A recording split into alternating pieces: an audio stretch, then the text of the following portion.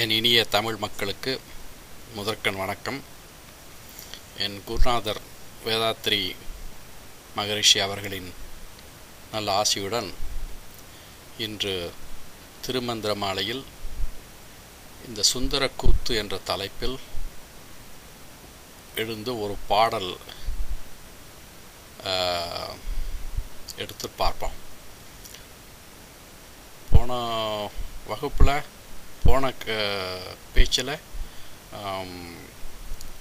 இந்த 36 தத்துவங்களை பற்றி சொல்லியிருந்தேன் இல்லையா? ஸோ அதிலிருந்து இந்த பாட்டு ஆரம்பிக்குது. இந்த பாட்டு எப்படி இருக்குன்னா, ஒரு 3 கதைகளை நான் சொல்லணும் இந்த பாட்டை நம்ம புரிஞ்சுக்கிறோன்னா. இந்த கதைகளை பற்றி ஏற்கனவே நான் பதிவு பண்ணியிருக்கேன்னு நினைக்கிறேன். ஒன்று இந்த முப்புறம் எரித்தல் அப்படிங்கிறத பற்றி, இன்னொன்று இந்த பிரம்மனுடைய தலையை கிள்ளுதல் அப்படிங்கிற ஒரு பாடல், அதை பற்றி ஒன்று. இன்னொரு கதை இந்த தார்காவன முனிவர்கள் அவருடைய செருக்கு எப்படி சிவபெருமான் அடக்கினார் அப்படிங்கிற 3 இந்த கதையும் சேர்த்து இந்த 3 கதையும் இந்த பாட்டில் அடங்கியிருக்குது. அந்த முன்னாடியே நான் அதை பற்றி நான் சொல்லியிருந்தா கூட இன்னொரு தடவை இந்த இடத்துல சொல்கிறதுக்கு நல்லா பொருத்தமாக இருக்கும். இப்போ இந்த பாட்டை பார்ப்போம் எப்படி இருக்கணும். ஓகே.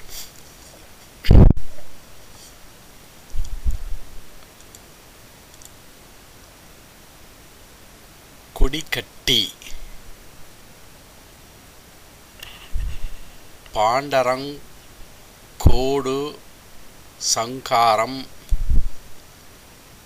நடம் 8 5 6 நாடியுள் நாடும் திடமுற்று 7 தேவதாருவும் தில்லை வடமுற்ற மாவனம் மன்னவன் தானே அப்படிங்கிற பாட்டு.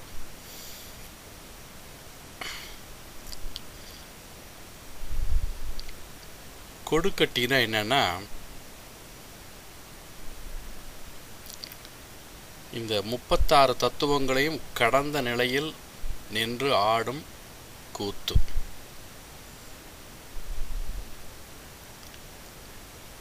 பாண்டரம் அப்படிங்கிறது ஒரு கூத்து. இந்த கூத்துக்கு தான் இப்போ நான் கதை சொல்லணும். அதாவது முப்புறம் எரித்த கதை.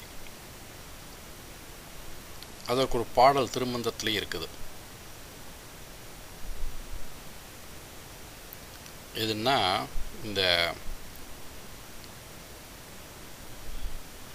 3 அசுரர்கள், அதாவது தரகாசுரனுடைய புதல்வர்கள், அவர்கள் முருகப்பெருமான்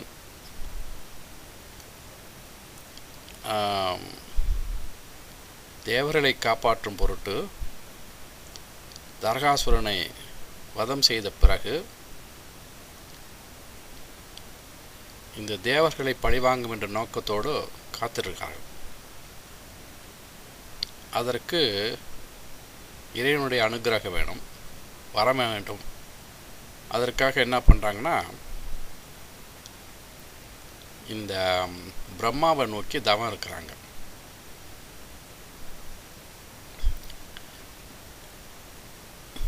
அப்புறம் தவத்தின் பயனாக வரம் அவர் கொடுக்கிறார். என்னன்னா, இவங்க எப்பவும் நிலைத்திருக்கணும், எப்பவுமே உயிரோடு இருக்கணும் அப்படின்னு கேட்குறாங்க. பிரம்மா என்ன சொல்கிறாருன்னா, அது முடியாது, மனிதனாக பிறந்தால் ஒரு காலத்தை இறக்கணும், வேறு வரம் கேளுங்க அப்படிங்கிறாங்க.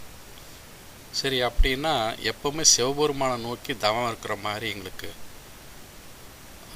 அருள் புரியணும் அப்படின்னு கேட்கவும் சரி அப்படின்ட்டார். அதுவும் இல்லாமல்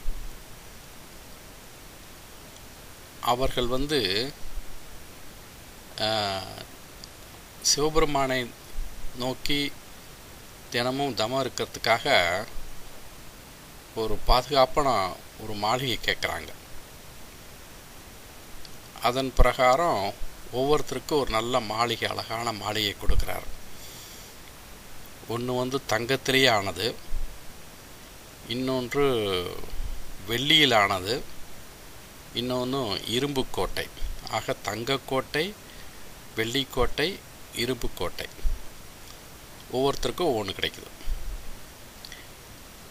இது எப்படி அமைக்கிறார்னா, அதாவது ஒன்று வந்து பூமியில், இன்னொன்று ஆகாயத்தில், இன்னொன்று விண்வெளி மண்டலம், அதாவது நட்சத்திர கூட்டங்களாக இருக்குல்ல, அவ்வளோ உயரத்தில். இது மாதிரி 3 இடத்துல 3 நிலையிலையும் அந்த கோட்டைகளை அமைத்து கொடுக்குறாரு. இந்த ஆகாயங்கிறது பூமியிலேருந்து சற்று தூரத்தில், அதாவது அட்மாஸ்பியர் சொன்னோம்னா கிட்டத்தட்ட இன்னும் லைக் இப்போ ஒரு அட்மாஸ்பியர் அப்புறம் அயனாஸ்பியர் இப்படிலாம் வருது இல்லையா, அந்த மாதிரி இன்னும். ஸோ அதுக்கு பிறகு நட்சத்திர கூட்டம் இருக்கிற இடத்துல ஒன்று. இந்த 3 கோட்டைகளையும் கொடுத்த பிறகு அவங்க உள்ளே உட்காந்து இந்த கோட்டைக்குள்ளே இருந்து சிவலிங்கத்தை வழிபட்டு வர்றாங்க. இதை கண்ட தேவர்களுக்கு பயம் வந்துடுது. அந்த பயத்தில் அவர்கள் என்ன பண்ணுறாங்க,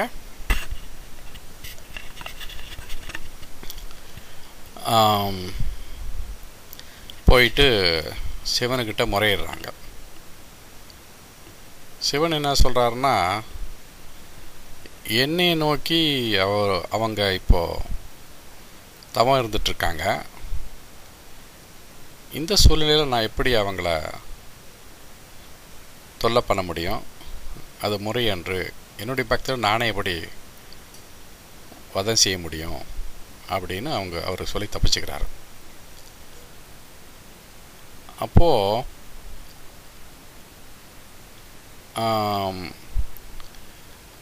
சரி இங்கே காரியம் நடக்கான்னு சொல்லிட்டு விஷ்ணுக்கிட்ட போகிறாங்க. விஷ்ணுக்கிட்ட போன பிறகு அவரும் அதான் சொல்கிறார், சிவனுடைய பக்தரை நான் எப்படி அழிக்க முடியும் அப்படி சொன்னோன்னா அவங்க எல்லாம் உட்காந்து ஒரு ஒரு ஏதாவது ஒரு வழியை கண்டுபிடிக்கணும் அப்படின்னு. அவங்க வரம் கேட்டது வந்து எப்படின்னா, சிவபெருமான எப்போவுமே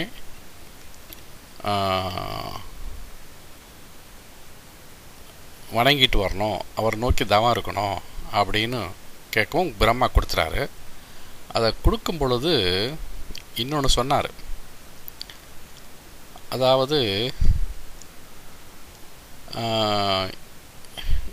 ஏதோ ஒரு காலத்தில் சிவனை மறந்து அவருடைய, அதாவது அவரை வணங்குவதை மறந்து அதற்கு பிறகு அவருடைய பக்தர்களை, சிவனடியார்களை துன்புறுத்தும் பொழுது அந்த நிலை வந்த பிறகு சிவனாலேயே உங்களுக்கு அழிவு வரும் அப்படின்னு ஒரு எச்சரிக்கை செய்து தான் அந்த வரத்தை கொடுக்குறாரு. அவங்க வந்து 3 பேரும் அப்படிலாம் ஒன்றும் ஆகாது அப்படி சொல்லிடுறாங்க. ஸோ அந்த வரத்தை இப்போ வந்து நினைவுபடுத்தி, அப்படின்னா இவங்க 3 பேர்த்தையும் இந்த சிவபெருமானை நினைத்து தினமும் வணங்குவதை எப்படி அதிலிருந்து மாற்றிட்டோம்னா, அதுக்கு பிறகு அவருடைய அசுரத்தன்மை மேல் நோக்கி எழுந்து அவர்களை தவறான பாதை இழுத்து செல்லும். அப்போது சிவபெருமான் வந்து அழிக்கிறதுக்கு வாய்ப்பு இருக்குது அப்படின்னு சொல்லி முடிவு பண்ணுறாங்க. அதற்கு இவர் என்ன பண்ணுறாரு, விஷ்ணு ஒரு சக்தி, மாயா சக்தி, அதாவது இச்சா சக்தி என்ற ஒரு மனிதன் உண்டு பண்ணுறார். அந்த சக்தி, அவனுக்கு பேர் வந்து சாருவாக். அதாவது எந்த நேரத்துலையும் எப்போ வேணாலும் தோன்றலாம். இச்சா சக்தி, ஞான சக்தி, கிரியா சக்தி அப்படின்னு கேள்விப்பட்டிருப்பீங்க இல்லையா? இச்சா சக்தி, கிரியா சக்தி, ஞான சக்தி, இப்படி போகணும், இந்த ஆர்டரில் போடணும். ஞான சக்தி தான் உயர்வு. அதற்கு அதிபதியான பெண் தெய்வம் வந்து சரஸ்வதி ஞான சக்திக்கு. அப்புறம் கிரியா சக்திக்கு பெண் தெய்வம் வந்து அம்பாள். இந்த லக்ஷ்மிங்கிறது இச்சா சக்திக்கு உரியவள். இந்த அம்சத்தை கொண்டவன் தான் இந்த சாருவாக், இச்சா சக்தி. இவர் விஷ்ணு என்ன சொல்லி அனுப்புகிறாருன்னா, எப்படியாவது இவங்க இந்த இந்த 3 பேர்த்தையும் சிவனை மறக்கடிக்க செய்யணும், அதற்கு என்ன வார்த்தை பேசணுமோ பண்ணிட்டு வாங்க அப்படின்னு. இச்சா சக்தினா இச்சையை கிளப்புறது. அதனால் நல்லா தந்திரமாக 3 பேர்த்தினுடைய மனதையும் கிளச்சிட்றாரு. அதாவது அவங்களுக்கு சாதகமாக பேசி அவங்க 3 பேர்த்தினுடைய மனதை கிளச்சிட்றாரு. எப்படி சொல்கிறாருன்னா, இவ்வளோ நாள் வந்து இந்த சிவபெருமானை நோக்கி எவ்வளோ தவம் இருந்து எவ்வளோ ஒரு புண்ணியத்தை சேர்த்துருப்பீங்க, அதை நீங்கள் வெளிப்படுத்த வேணாமா? இப்படியே இந்த கோட்டைக்குள்ளே இருந்து நீங்கள் அடங்கி இருந்து இது மாதிரி இருந்தால் வெளியே யாருக்கு தெரியும் உங்களுடைய பெருமை? அதுவும் உங்களுக்கு வயது சிறு வயது, ஏன் நீங்கள் நல்லா அனுபவிக்கக்கூடாது? இந்த வயதை வந்து விட்டுட்டிங்கன்னா பின்னாடி கிடைக்காது இப்படின்னு ஒரு அவங்களுக்கு சாதகமாக சொல்கிற மாதிரி சொல்லி அவங்களுடைய மனதை வந்து போய் நல்லா வாழ்க்கை அனுபவிங்க அப்படின்னு சொல்லி மனசை மாற்றி விட்டுறாரு. அவங்களுக்கு ஆமாம், இவ்வளோ நாளாக நம்ம தவம் இருந்திருக்குமே, இப்போ நமக்கு அதுக்கு பலன் இருக்குமே, அது எப்படி இனிமேல் நம்மளை ஒன்றும் யாரும் ஒன்றும் பண்ண முடியாது அப்படிங்கிற ஒரு, நீங்கள் சொல்கிறது சரிதான் அப்படின்னு சொல்லிட்டு அவர்கள் வந்து அன்னையிலேருந்து சிவத்தை மறக்கிறாங்க. மறந்த பிறகு அதுக்கு பிறகு தான் இந்த வேலையெல்லாம் நடக்குது. அதாவது அவர்கள் மனம் மாறி அதுக்கு பிறகு மக்களை துன்புறுத்த ஆரம்பிச்சிடறாங்க. அந்த அசுரத்தன்மை மேல் நோங்கிடுச்சு. அதான் இயற்கையான குணம் இல்லையா? இப்போ சிவபெருமான் போய் சொல்கிறாங்க, ஐயா இப்போ வந்து உங்களை அவங்க வணங்குறதில்ல, அதனால் இனி வந்து நீங்கள் வந்து அவர்களை இது ஒரு வழி பண்ணலாமே அப்படின்னு சொல்லவும், சரி ஓகே அப்படின்னு சொல்லி ஒத்துக்கிறார். அதற்கு இவங்க வந்து ஒரு தேர் செய்கிறாங்க, அழகான தேர் செய்கிறாங்க.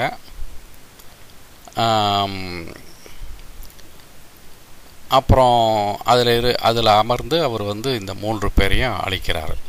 இந்த 3 பேரையும் அழிக்கணும்னா இந்த 3 கோட்டைகளையும் ஒரே நேர்கோட்டில் கொண்டு வரணும். அதனால் அந்த மாதிரி பிரம்மா அதை செய்கிறார்.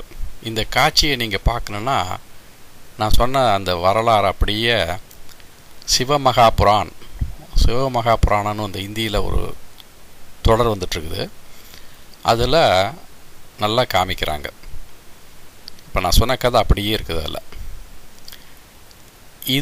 இது சம்பந்தமான ஒரு திருமந்தம் இருக்குது. அதாவது 2ஆம் தந்திரத்தில் வருது. இதை முன்னாடி நம்ம பார்த்துருக்கோம். அந்த பாட்டு எப்படி இருக்குன்னா, அப்பணி செஞ்சடை ஆதி புராதனன் முப்புறம் செற்றனன் என்பர்கள் மூடர்கள் முப்புறமாவது மும்மல காரியம் அப்புறம் எய்தமை ஆரறிவாரே அப்படிங்கிற ஒரு பாட்டு. அப்பணி செஞ்சடை, அப்பு அணி, அதாவது கங்கையை, அப்புனா நீர், கங்கையை தன் சடையில் சடாமுடியில் தரித்த சிவபெருமான், ஆதி புராதனன் இங்கே சிவன். முப்புறம் செற்றனன் என்பர்கள் மூடர்கள், அதாவது முப்புறத்த திரிபுரத்தை அளித்தார் என்று மேலோக்கி மேலோட்டமாக பார்ப்பவர்கள் மூடர்கள். அதனுடைய அர்த்தத்தை புரிஞ்சிக்காமல் மேலோக்க பார்க்குறவங்க ஒரு மூடர்கள் அப்படின்னு சொல்லிட்டு, முப்புறம் என்பது மும்மல காரியம், 3 மலங்களை கொண்டது. ஒவ்வொரு அசுரனுக்கும் ஒரு மலம், ஆணவம், மாயை, கண்மை. இந்த 3ஐயும் கொண்டவர்கள் தான் இந்த 3 பேரும். அந்த 3 ஒவ்வொரு நிலையில் இருக்குது. ஒன்று கீழ்நிலை, அதாவது பூமியினுடைய நிலையை, அப்புறம் இன்னும் கொஞ்சம் சற்று மேலே ஆகாயத்தின நிலை, இன்னொன்று என்ன சொல்கிறது, விண்வெளி மண்டலத்தில். ஸோ இந்த 3 வித நிலையில் இருக்குது. இந்த 3ஐயும் அழிக்கணும். அதாவது முப்புறமாவது மும்மல காரியம், அப்புறம் எய்தமை ஆறறிவாரே. அந்த 3 பேர்த்தையும், அந்த 3 குணத்தையும் இவர் இந்த மும்மலத்தையும் சிவபுராணம் எப்படி அளித்தார் என்பது யாருக்கு தெரியும் அப்படின்னு அந்த பாட்டு முடியுது. இப்போ இந்த கதையில் என்னென்னா சில சூட்சமான விஷயங்கள் இருக்குது. இந்த 3 கோட்டைகள் 3 தகுதியில் இருக்குது இல்லையா, அதை பாருங்கள். இந்த என்ன சொல்கிறது, முத்துரியம்னு நான் ஏற்கனவே சொல்லியிருக்கேன். அந்த முத்துரியத்தில் என்ன சொல்கிறது, அதாவது தலை உச்சந்தரையில் தியானம் பண்ண பொழுது அதுக்கு பேர் துரியம். அதற்கு மேலே சற்று 1 அடி 2 அடி தூரத்தில் தியானம் பண்ணுவது துரியாதீதம். அதற்கு பிறகு விண்வெளி மண்டலத்தில் பண்ணுறது அதிதுரியம். இப்போது இந்த 3 விதமான அந்த துரியத்தையும் இந்த 3 விதமான கோட்டைகள் நினச்சி பாருங்களேன் எப்படி இருக்குதுன்னு. ஆக இப்போது ஒரு மலத்தை அழிக்கிறதுக்கு உச்சந்தலையில் தியானம் பண்ணணும், அது துரியம். அது செய்யும் பொழுது அதற்குள்ள ஒரு பலன் வரும். அப்போது நம்ம மனது பக்குவப்படும். ஒரு மலம் அழிந்துவிடும். இன்னும் 2 மலம் இருக்கு இல்லையா, அதையும் இன்னும் அழிக்கணும்னா இன்னும் கொஞ்சம் டீப்பாக பண்ணணும். அதை கொஞ்சம் தலை உச்சந்தலைக்கு மேலே பண்ணணும். அப்புறம் விண்வெளி மண்டலத்தில் அந்த மாதிரி இடத்துல இன்னொரு தியானம் பண்ணோம்னா, இப்படி 3 நிலையிலையும் பண்ண பொழுது இந்த 3 கோட்டைகள் அழித்த மாதிரி, இந்த 3 மலங்கள் அழித்த மாதிரி இப்படி ஒரு தொடர்பு கொடுத்து நம்மளால் இப்போ பேச முடியுது. ஆக அந்த முத்துரியம் என்ற ஒரு நிலைக்கும் இந்த 3 கோட்டைகள் இருக்கும் இடத்துக்குள்ள நிலைக்கும் ஒரு தொடர்பு இருக்குது பாருங்களேன். எனிகா, ஸோ இந்த மாதிரி அந்த முத்துரியம், அதாவது 3 கோட்டைகளையும் அல்லது 3 கோட்டைகள் என்ன பண்ணுறாருன்னா, அவர்கள் உள்ளே இருக்காங்க இல்லையா, அதனால் அந்த கோட்டைகளை அழிச்சிட்டாவே இந்த 3 பேர் இறந்துருவாங்க. ஸோ அவர் என்ன பண்ணுறார், பிரம்மா என்ன பண்ணுறாருன்னா தன்னுடைய சக்தியை வைத்து அந்த 3ஐயும் ஒரு நேர்கோட்டில் கொண்டு வரார். அப்புறம் இவர் ஒரு இடத்துல தன்னுடைய நெற்றிக்கனாலே எரிச்சிட்டாரு அப்படின்னு சொல்லப்படுகிறது. அந்த மகா சிவபுராணத்தில் வில்லை அதாவது அம்பு வில்லை வச்சு தான் அவர் அம்பை விடுறாரு. 3 கோட்டைகளையும் நேராக 3 கோட்டைகளையும் ஒரே சமயத்தில் அழிக்கிறது. ஸோ ஆக மும்மல காரியம், இந்த 3 மலங்களும் அழிந்தன. அதுக்கு பிறகு அவர் ஆடுறார்ல, அந்த கூத்துக்கு பேர் தான் பாண்டரம் என்பது பேர். ஸோ அந்த பாண்டரங்கத்துக்கு இவ்வளோ ஒரு கதை இருக்குது. அடுத்தது கோடுக்கு இன்னொரு கதை இருக்குது. அந்த கதை எப்படின்னா, பிரஜாபதி இந்த இடத்துல 2 விதமாக பொருள் பண்ணலாம். ஒன்று தக்ஷன், இன்னொன்று பிரம்மா. இந்த தக்ஷனுடைய தலையை வெட்டினார் இல்லையா, வெட்டிட்டு தலையை, அதாவது வீரபத்திர விட்டு தலையை வெட்டி அந்த தலையில் வந்து அந்த இடத்துல வந்து ஆட்டுத்தலையை பொருத்தினார் இல்லையா, அப்படி ஒரு கதை இருக்குல்ல. அந்த அந்த அந்த நிகழ்ச்சி சொல்லக்கூடியது ஒரு பாட்டு. கொலையிற் பிழைத்த பிரசாபதியை தலையை தடிந்திட்டு தான் அங்கியிட்டு நிலை உலகுக்கு இவன் வேண்டுமென்றெண்ணி தலையை அறிந்திட்டு சந்தி செய்தானே அப்படின்னு ஒரு பாடல். இதையும் நம்ம பார்த்துருக்கோம். இந்த பிரசாபதியுடைய தலையை, அதாவது தச்சனுடைய தலையை அறிந்திட்டு அப்புறம் அவன் வந்து ஒரு முதல் மனிதனாச்சே, ஒரு அரச நிலையில் இருக்கனால அவனுடைய அதாவது எப்படின்னா அதில் இன்னொரு பொருள் இருக்குது. இவனுடைய நிலை உலகுக்கு தெரிய வேண்டுமென்று எண்ணி தலையை அறிந்துட்டு, அதாவது சிவபெருமானை மதிக்காமல் வேள்வி நடத்த ஆரம்பித்தான். அதனால் தண்டனை வந்தது. இது மற்றவங்களுக்கு பாடமாக இருக்கணுங்கிறதுக்காக அவருடைய தலையை அறிந்து அந்த இடத்துல வந்து ஆட்டு தலையை பொருத்தினார் அப்படிங்கிற அந்த அதையும் எடுத்துக்கலாம்.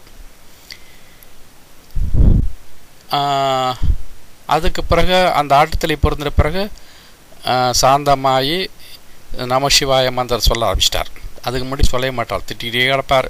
சிவனை பற்றி எப்போ பார்த்தா திட்டிகிட்டே இருப்பார். அவன் ஒரு அகவரி, அவன் வந்து சாம்பலை பூசிட்டு இருப்பான், மயானத்தில் இருப்பான், இவனை போய் நம்ம எப்படி கும்பிட்றது அப்படின்னு தன்னுடைய மகளை தாட்சாயணியை திருமணம் செய்து கொடுக்க விருப்பம் இல்லாமல், அதுக்கு பிறகு அது திருமணம் நடந்த பிறகு மனைவி தன்னுடைய மகளையே தலை முழுகின ஆள் என்ன, அந்த அளவுக்கு ரொம்ப தன்னுடைய மகளை கொடுமைப்படுத்தினவன். ஆகையினால இப்படிப்பட்ட ஒரு தனக்கு கெடுதல் செய்த, தன்னை மதிக்காத ஒருத்தனை இந்த உலகுக்கு அவனுடைய அந்த உருவத்தை மாற்றி பாடம் கற்பிச்சார் ஆச்சுங்களா. அந்த பொருள் பட இந்த பாட்டு. அது இன்னொரு அர்த்தம் என்ன இதில் இருக்குதுன்னா, கொலையர் பிழைத்த பிரசாபதியை, இந்த இடத்துல பிரசாபதியேங்கிறது பிரம்மா, அவருக்கு 5 தலை. அவர் என்ன பண்ணுறாருன்னா தப்பு பண்ணுறார். என்ன மாதிரி தப்பு 2 கதை இருக்குது. ஒன்று வந்து அவர் 5 தலை இருக்கிறனால சிவபெருமான 5 தலை இருக்கு இல்லையா, ஆகையினால ஒரு தடவை வந்து இந்த பார்வதிக்கு இந்த 5 தலையே உள்ள சிவன் மாதிரி வந்து கொஞ்சம் ஏமாற்ற பார்த்தார் பிரம்மா. ஆகையினால எனக்கும் 5 தலை இருக்கக்கூடாது, உங்களுக்கு இருக்கக்கூடாதுன்னு சொல்லிட்டு ஒரு தலையை கிள்ளி எடுத்துட்டார் அப்படின்னு ஒரு கதை இருக்குது. ஆனால் இன்னொரு கதை என்னென்னா, இன்னொரு தத்துவ கதை என்னென்னா, இந்த பாட்டில் என்ன அடங்கி இருக்குதுன்னா, அவர் வந்து இந்த 6 சக்கரத்தில் மூலாதார சக்கரத்துக்கு அதிபதி. அந்த இடத்துல ரீப்ரொடக்ஷன் சிஸ்டம் அந்த இடத்துல இருந்துக்கிட்டு அவர் வந்து படைத்தல் தொழிலை பண்ணுறதுனால மனிதர்களை வந்து சிற்றின்பத்திலே அதிகமாக மூழ்கி அடித்து அவர்களுக்கு வந்து இந்த ஆன்மீக வாழ்க்கையை வந்து நாட்டத்தை இல்லாமல் செய்வது இந்த பிரம்மாவுடைய வேலை. ஆகையினால சிவபெருமானுக்கு வேலை வந்து என்னென்னா, அவர்களை ஆன்மீக வாழ்க்கையை இழுத்து விண்ணின்றி விழிந்து வினைக்கிடா மெய்கொண்டு அப்படின்னு ஒரு பாட்டு இருக்குல்ல. அதில் என்னென்னா, அவர் வந்து ஒவ்வொரு பிறவிக்கும் அவர் உதவி பண்ணுறாரு மக்களை கடத்தேற்றுவதற்கு. அவருங்க மக்கள் வந்து என்ன பண்ணணும், கொஞ்சமாவது தியானம் பண்ணி அல்லது இறைவனை வணங்கி தன்னுடைய கெட்ட கர்மங்களை அழித்து ஒரு உன்னதமான நிலை அடையணுங்கிறது தான் சிவபெருமானுடைய குறிக்கோள். அதுக்கு இடைஞ்சலாக இருக்கிறார் இந்த பிரஜாபதி. எப்படின்னா சிற்றின்பத்திலே மூழ்கடிக்கிறார் இல்லையா. அதற்காக அவருடைய தலையை வந்து இப்போ 5 தலையும் கிள்ளிடலாம் இல்லையா. ஆனால் நிலை உலகுக்கு வேண்டுமென்றெண்ணி, எப்படின்னா இந்த இடத்துல வந்து அவர் படைத்தல் தொழில் செய்யறதுக்கு இவர் இல்லாமல் முடியாது. அதனால் 5 தலையையும் கிள்றதுக்கு பதிலாக ஒரு தலையை மட்டும் கிள்ளினார். என்ன அப்படி கிள்ளி அவருக்கு பாடம் புகுத்தினார் அப்படிங்கிற ஒரு கதை இருக்குது. அப்படி அவர் தலையை கிள்ளின பிறகு அந்த தலை வந்து இவர் கையில் ஒட்டிக்கிச்சு, சிவபெருமான கையில். இந்த தலையை அது கை விட்டு போக மாட்டேங்குது. அவருக்கு பிரமகத்தி தோஷம் வந்துருச்சு. இதில் இன்னும் 2 கதை இருக்குது. ஒன்று கதை சொல்கிறேன். ஒன்று வந்து இவர் கையில் ஒட்டிட்டுருக்கனால விஷ்ணுவை நோக்கி போய் தவம் இருந்திருக்கார். அப்புறம் விஷ்ணுவினால் அந்த கையில் இருக்கிற அந்த தோஷம் போய் அந்த தலை வந்து கையை விட்டு போயிடுச்சு அப்படின்னு ஒரு கதை இருக்குது. தமிழ்நாட்டில் ஒரு கோயில், ஒரு ஊரில் வந்து விஷ்ணு கோயில் இருக்குது. அந்த ஊரில் இருக்கிற விஷ்ணு தான், எந்த ஊருன்னு எனக்கு சரியா இப்போ ஞாபகம் இல்லை, அந்த ஊரில் இருக்க விஷ்ணு இவரை காப்பாற்றினாராம் அப்படின்னு சொல்லிட்டு ஒரு கதை இருக்குது, ஸ்தல புராண வரலாறு. இன்னொரு கதை வந்து இந்த பிரம்மாவை தலையை கிள்ளுனதுனால அவருக்கு பிரம்மகத்தி தோஷம் வந்துருச்சு. அதனால் அதை நீக்கிறதுக்காக காட்டுக்கு, அதாவது மயானத்துக்கு போய் 12 வருஷ காலம் தவம் இருந்து அப்போ தான் அகோரியாக மாறினார். அங்கே சாம்பலை பூசிக்கிட்டு அகோரியாக காட்சியளித்து அங்கேயே தியானம் பண்ணி அவர் தன்னுடைய அந்த ஒரு அதாவது அந்த பாவத்தை போக்குனார் அப்படின்னு அப்படி ஒரு கதை இருக்குது. ஸோ கதை ஒரு பக்கம் இருக்கட்டும், தத்துவத்தை பார்ப்போம். ஸோ இந்த மாதிரி இந்த பிரஜாபதியை அவருடைய தலையை கிள்ளின பிறகு ஆடுகின்ற கூத்துக்கு பேர் வந்து கோடு என்று பெயர்.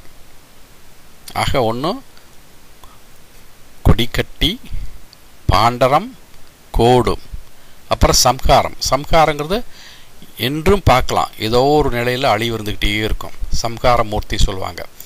அந்த அதை செய்யறதுக்காக ஆடிக்கிட்டே இருப்பார் இல்லையா, அதுக்கு சம்ஹார கூத்து அப்படின்னு பேர். இந்த 4 கூத்தோட இன்னும் இருக்குது, ஒரு 4 கூத்து இருக்குன்னு வச்சுக்கவே. இந்த 4 கூத்து முதலாக மொத்தம் 8 கூத்து. அதான் அந்த பாட்டு என்ன சொல்லுதுன்னா,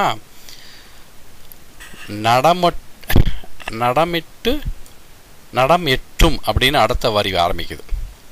இன்னொருத்தர் சொல்கிறேன், அதாவது கொடுக்கொட்டி, பாண்டரம், கோடு, சம்ஹாரம், நடம் எட்டோடு. அதாவது இந்த மேற்சொல்ல 4 நடனத்தோட இன்னொரு 4 நடனம் இங்கே சொல்லலை. அந்த 4 நடனத்தையும் சேர்த்து 8 நடனத்தோடு 5, 6, அதாவது 5 விதமான நடனம் புரிகிறார், அந்த கூத்து புரிகிறார். அது வந்து எப்படின்னா, இந்த பஞ்சபூதங்கள்லேயும் நீர், அதாவது நிலம், நீர், நெருப்பு, ஆகாயம், காற்று, இந்த பஞ்சபூதங்களையும் 5 கலைகள் என்று சொல்லப்படுகிற நிலையில் இருந்து ஆடும் கூத்து 5 விதமான கூத்து. அப்புறம் 6 கூத்து, 5, 6. இந்த 6 கூத்து அப்படின்னா, இந்த நம்ம உடம்புல இருக்கிற 6 ஆதார சக்கரங்கள்ல, அதாவது மூலாதாரம், சுவாதிஷ்டானம், மணிப்பூரகம், அநாகதம், விசுத்தி, ஆஞ்ஞா சக்கரம், இந்த 6 இடத்துலையும் அவர் ஆடும் கூத்து. அதையும் சேர்த்து மொத்தம் 6 ஆகுது. முன்னாடி 8, அப்புறம் 5, அப்போ இது 6. இதற்கப்புறம் நாடும் திடமுற்ற 7 தேவதார்வும் தில்லை வடமுற்ற மாவனம் மன்னவன் தானே. இதை கொஞ்சம் நல்லா பிரித்து பார்க்கணும். எப்படின்னா, இந்த திடமுற்ற 7 அப்படிங்கிறத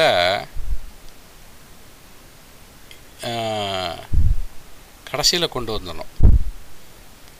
இந்த இடத்துல இந்த நடம் 8ஓடு 5, 6 நாடியுள். இந்த நாடியுள்ங்கிறது நான் சொல்லலை இல்லையா. 6ங்கிறது 6 கூத்து, 6 சக்கரத்தில் ஆடுறது. நாடியுள்ங்கிறது நம்ம சுடுமுனை, இந்த என்னது இடகலை, பிங்களை, சுழுமுனை, இந்த மாதிரி நாடிகளாக இருக்குல்ல, 10 விதமான நாடிகள், அதில் ஆடும் கூத்து. இதெல்லாம் சேர்த்து இன்னொரு கூத்து ஆடுறார், தேவதாரும். அதாவது தேவதாருங்கிறது ஒரு மரம். தேவதாரு மரங்கள் கொண்ட இடத்துக்கு பேரு தார்காவனம். இமயமலை பகுதியில் இந்த மரங்கள் அதிகமாக இருக்குதான். அந்த இடத்துக்கு பேரு தார்காவனம். அங்கே வந்து இருக்கிற முனிவர்களுக்கு செருக்கு அதிகம். எப்படி அந்த செருக்கு வந்துச்சுன்னா, அவருடைய மனைவிமார்கள் சிவனை வணங்கி வந்தார்கள். இவர்களுக்கு சிவன் மேலே நம்பிக்கை இல்லை, அதாவது ஆழ்ந்த பக்தியும் கிடையாது, நம்பிக்கையும் கிடையாது. ஏன்னா அதாவது ஒரு காரியம் நடக்கணும்னா அதுக்கு சிறு சிறு வேள்விகளை செய்து காரியத்தை முடித்து கொள்ளலாம். அது பெரிய இறைவன் அருள் வேண்டுங்கிற அவசியம் இல்லை. அப்படி ஒரு நம்பிக்கை சில முனிவர்கள இருந்துட்டு இருந்தது. ஆனால் எந்த வேள்வி செய்தாலும் இந்த சிவனை முன்னிறுத்தி தான் செய்யணுமா. அதான் தச்சன் செய்யலை. சிவனை அதாவது சிவனை மதிக்காமல் கூப்பிடாமல் செஞ்சதுனால தான் அந்த நிலை வந்தது. ஆட்டுத்தலை கிடச்சிது, அதுக்கு பரிசு. இந்த தாரகாவண முனிவர்களும் இந்த மாதிரி நிலையில் இருந்துக்கிட்டு சிவனை மதிக்காமல் வேள்வி செய்கிறது வழக்கம்.